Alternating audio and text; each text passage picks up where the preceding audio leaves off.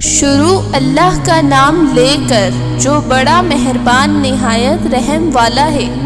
اے نبی صلی اللہ علیہ وآلہ وسلم، اپنے پروردگار کا نام لے کر پڑھو جس نے تمام کائنات کو پیدا کیا، جس نے انسان کو خون کی پھٹکی سے بنایا۔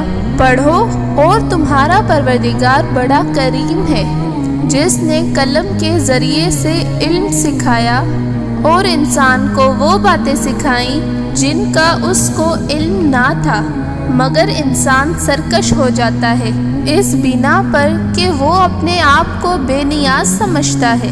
کچھ شک نہیں کہ سب کو تمہارے پروردگار ہی کی طرف لوٹ کر جانا ہے۔ کیا تم نے اس شخص کو دیکھا جو منع کرتا ہے، یعنی ایک بندے کو جب وہ نماز پڑھنے لگتا ہے؟ بھلا دیکھو تو اگر یہ راہ پر ہو یا پرہیزگاری کا حکم کرے تو منع کرنا کیسا؟ تو اس کا انجام کیا ہوگا؟ ذرا دیکھو تو اگر اس نے دین حق کو جھٹلایا اور اس سے منہ موڑا، کیا اس کو معلوم نہیں کہ اللہ دیکھ رہا ہے؟